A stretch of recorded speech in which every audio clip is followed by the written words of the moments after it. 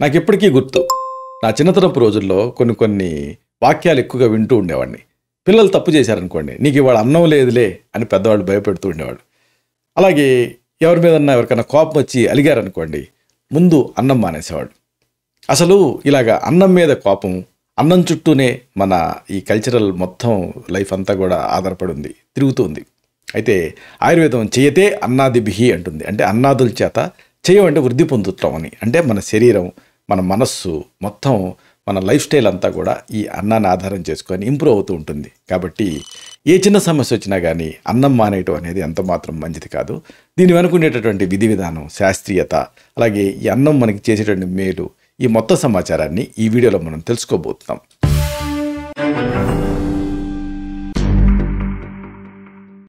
మిత్రులారా నమస్కారం. నేను మీ డాక్టర్ చిరుమామిళ్ళ మురళీ మనోహర్. ఈ వీడియోలో మనం తెలుసుకోబోయేది చాలా ముఖ్యమైనది. ఏ సమస్య వచ్చినా సరే చాలామంది అన్నం మానేస్తూ ఉంటారు.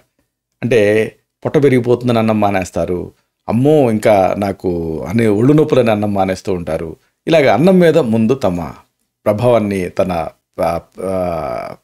ప్రతిభ అంతా చూపిస్తూ ఉంటారు. కానీ ఇది సరైనది కాదు. అంటే నడుము పట్టి చూసుకొని, పొట్ట చూసుకొని, అమ్మో వెయిట్ పెరుగుతున్నాను, రాత్రి అన్నం తినేశాను, ఈరోజు 2-3 కిలోలు పెరిగిపోయాను అనుకుంటూ ఉంటారు. కానీ రాత్రి తిన్న అన్నం వెంటనే 3 కిలోలు ఎందుకు పెంచుతుంది? ఇంకా వేరే చాలా తీసుకుంటూ ఉంటారు. వాటి గురించి ఆలోచించరు. ముందు ఫోకస్ అంతా అన్నం మీదకి వెళ్తుంది. అంటే అన్నం తినటం మానేయాలి అని అనుకుంటారు, తగ్గిస్తుంటారు, ఘోరంగా ఇక డైటింగ్లు చేసేస్తూ ఉంటారు. అయితే ఎక్సర్సైజు కూడా చాలా ముఖ్యం. అర్ధశక్తిగా వ్యాయామం చేయాలని ఆయుర్వేదం చెప్తుంది. మనకి కంఫర్టబుల్గా, కన్వీనియంట్గా మనకి ఏది అనుగు ఉంటుందో దాన్ని మాత్రమే తీసుకొని మిగతా వదిలేస్తూ ఉంటాం. ఇక్కడే అసలైన ప్రాబ్లం వస్తూ ఉంటుంది. కాబట్టి బరువు పెరగడానికి అనేక కారణాలు ఉంటూ ఉంటాయి. అంటే ఆల్కహాల్ తీసుకోవటం, ఎంటీ క్యాలరీస్ ఉంటాయి, స్వీట్లు, జంక్ ఫుడ్స్, అలాగే క్రమపద్ధతి లేని ఆహారపు అలవాట్లు, నైట్ టైం తినటం, మిడ్ నైట్ దోశ అని ఇలాంటి చాలా తింటూ ఉంటారు.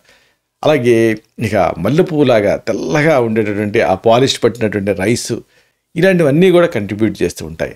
అది మర్చిపోయి అంతసేపు ఈ అన్నాన్ని దోష కింద చూస్తూ ఉంటారు. కానీ అన్నం వల్ల అనేక ఆరోగ్య ప్రయోజనాలు.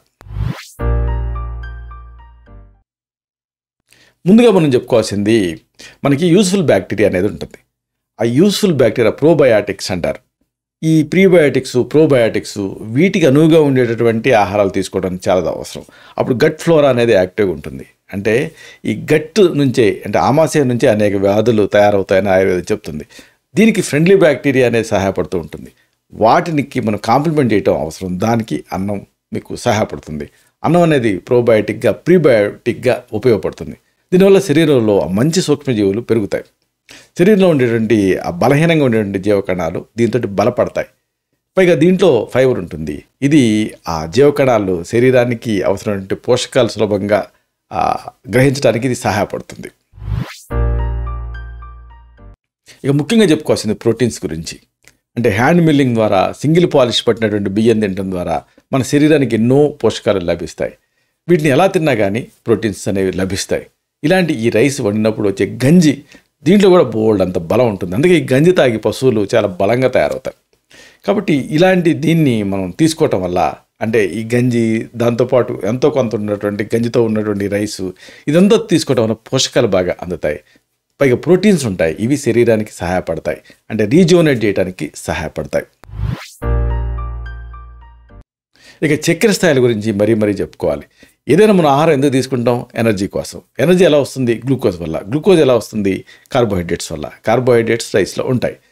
శరీరంలో చక్కెర స్థాయిలు స్థిరంగా ఉండాలంటే అన్నం తక్కువ పెట్టుకొని, మళ్ళీ సస్టైన్డ్ రిలీజ్ ఉండాలి కాబట్టి పప్పులు, కూరలు, ఒకటి మాంసాహారాలు అయితే మాంసం, కాస్త నెయ్యి, ఇలాంటివన్నీ కూడా దానికి చేర్చి సందర్భోచితంగా తీసుకుంటూ ఉంటే అది మిమ్మల్ని సస్టైన్డ్ ఎనర్జీ రిలీజ్కి సహాయపడుతుంది. అంటే గ్లూకోజ్ స్థాయిని నియంత్రణలో ఉంచుతుంది. దీనివల్ల డయాబెటీస్ లాంటివి తటాలన వచ్చేటువంటి రిస్క్ తగ్గుతుంది. కాబట్టి తక్కువ అన్నం, ఎక్కువ కూరలు. ఇంకో మాటలో చెప్పాలంటే అన్నాన్ని కూరలా పెట్టుకోవాలి, కూరని అన్నంలాగా పెట్టుకోవాలి. అంటే తక్కువగా అన్నం పెట్టుకొని ఎక్కువ కూరలు పెట్టుకోవాలి. అప్పుడు మీకు ఇబ్బంది రాదు. ఈ సందర్భంగా జీర్ణ ప్రక్రియ గురించి మనం కాస్త తెలుసుకోవాలి. అన్నం తేలిగ్గా జీర్ణం అవుతుంది. మీరు తిని చూడండి, అన్నం తిన్న రోజున ఇన్సులిన్ స్టిమ్యులేట్ అవుతుంది. దాంతో మంచి ఆకలి పెరుగుతుంది.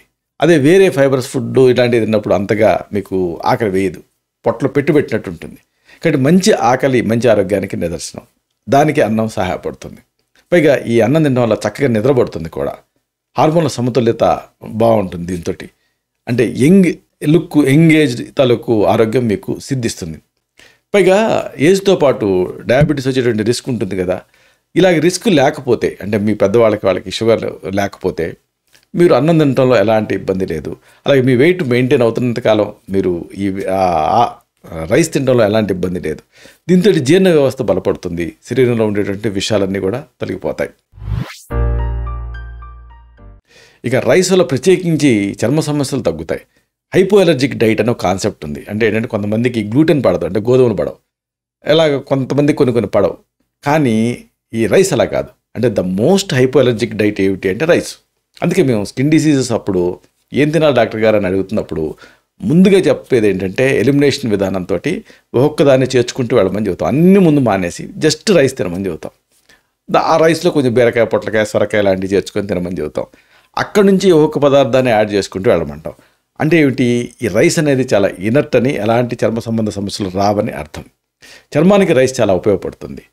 దీంట్లో దీని ప్రత్యేకత ఏంటంటే ప్రొలాక్టిన్ స్థాయి పెంచుతుంది. దీంతో చర్మ రంధ్రాలు క్లోజ్ అవుతాయి, చర్మం మృదుగా తయారవుతుంది, కాంతివంతంగా కనిపిస్తుంది. రైస్లో ఉండేటటువంటి యాంటాక్సిడెంట్లు చర్మం తాలూకు ఆరోగ్యాన్ని కాపాడతాయి.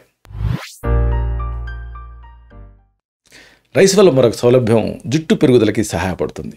థైరాయిడ్ కారణంగా దెబ్బతిన్నటువంటి ఈ జుట్టు పెరుగుదలని ఇది మెరుగుపరుస్తుంది. రైస్లో ఉండే వైటమిన్ ఈ, మినరల్స్, అలాగే ఇతర పోషకాలు ఇవన్నీ జుట్టు ఆరోగ్యాన్ని పెంచుతాయి. ఇక రైస్ గురించి చెప్పుకోవాల్సి వస్తే ఈ సింగిల్ పాలిష్ రైస్లో పీచు అనేది ఎక్కువ ఉంటుంది. అన్నంలో పీచు ఉంటుంది కాబట్టి మలబద్ధకం, నీరసం ఇలాంటివి తగ్గుతాయి. రక్తపోటు అదుపులో ఉంటుంది. శరీరాన్ని త్వరగా అలసిపోనివ్వదు ఈ రైస్ అనేది. అన్నిటికీ మించి వేడిని తగ్గిస్తుంది. అధిక వేడి, అదే కొంతమందికి ఆ వేడి వల్ల కడుపులో దుష్ఫలితాలు వస్తూ ఉంటాయి. అలాంటి వాటిని ఇది తగ్గిస్తుంది. శరీరంలో రోగనిరోధక శక్తిని అన్నం పెంచుతుంది. పేగుల్లో పేరుకున్నటువంటి అల్సర్స్ ప్రభావాన్ని తగ్గిస్తుంది. ఫైబర్ ఎక్కువగా ఉంటుంది కాబట్టి ఈ అన్ని సమస్యలు తగ్గుతాయి. అయితే last but not the least, ఎక్సర్సైజ్ని అశ్రద్ధ చేయకూడదు. రైస్ తినేటప్పుడు ఈ ఎక్సర్సైజ్ని మీరు అశ్రద్ధ చేస్తే మళ్ళీ ఇక్కట్లో వచ్చే అవకాశం ఉంటుంది. కాబట్టి రోజు కూడా అర్ధశక్తిగా వ్యాయామం చేయమని ఆయుర్వేదం చెప్తుంది. దీంతో ఆ శరీరంలో క్యాలరీలు అనేది స్టేబుల్గా ఉంటాయి. ఫిట్గా ఉండటానికి ఈ ఎక్సర్సైజు ప్లస్ పరిమిత మొత్తాల్లో రైస్ ఇవి సహాయపడతాయి. బరువు తగ్గటం కోసం వ్యాయామాలు ఎంచుకొని చేయాలి. అన్నిటికీ మించి మీ బాడీ టైప్ను బట్టి రైస్ ఎంత తినాలనేది మీరు డిసైడ్ చేసుకోవాలి. అన్నం మానేయటం కంటే ఆరోగ్యకరమైన ఆహారం తీసుకోవటం అనేది, ఎక్సర్సైజ్ చేస్తూ ఉండటం అనేది ఈ ఆరోగ్యానికి చాలా మూలం. కాబట్టి అన్నం పూర్తిగా మానేయకండి, కానీ పరిమితంగా తీసుకుంటూ ఉంటే మీరు మీ హెల్త్ని కాపాడుకోవచ్చు. కాబట్టి పెద్దానికి అమ్మో పొట్టొచ్చేస్తుంది అన్నం మానేద్దాం, అమ్మో రాత్రి ఎక్కువ తినేసాను ఈరోజు అసలు ఏం తినద్దు, ఇలాంటి అర్థం లేని రూల్స్ పెట్టుకోకుండా పరిమితంగా అన్నాన్ని తింటూనే ఉండండి. దీనివల్ల మీకు మెదడు ఎప్పుడు కూడా చైతన్యవంతంగా ఉంటుంది, హెల్తీగా మీరు ఉంటారు. ఇలాంటి మరిన్ని ఇన్ఫర్మేటివ్ వీడియోస్ కోసం ఈ ఛానల్ని సబ్స్క్రైబ్ చేసుకోండి. అలాగే ఈ వీడియోలు అప్లోడ్ అవడంతోనే ఆ విషయం మీకు తెలియడం కోసం బెల్ బటన్ని క్లిక్ చేయండి. అన్నిటికంటే ముఖ్యంగా ఇలాంటి అద్భుతమైన చక్కని విషయాలు ఇతరులకు ఉపయోగపడటం కోసం ఈ వీడియో తలకి లింక్ని మీ సర్కిల్స్తో షేర్ చేసుకోండి. అలాగే సబ్స్క్రైబ్ బటన్ పక్కనే బెల్ బటన్ ఉంటుంది, దాన్ని క్లిక్ చేస్తే ఈ వీడియో అప్లోడ్ అయ్యే అవడంతోనే ఆ విషయం మీకు తెలుస్తుంది నోటిఫికేషన్ ద్వారా. అలాగే ఆ లైక్ బటన్ మీరు క్లిక్ చేస్తే ఇది మరింత ఎక్కువ మందికి రీచ్ అవుతుంది. దానివల్ల ఈ వీడియో తరకు పర్పస్ సర్వ్ అవుతుంది. శతం జీవ శరదో వర్ధమానః, శతం హేమంతాన్ శతం వసంతాన్. 100 శరత్తులు, 100 హేమంతాలు, 100 వసంతాలు వర్ధిల్లుతూ జీవించండి. Stay healthy, stay happy, be positive, keep smiling, stay safe. Love you all. శుభం.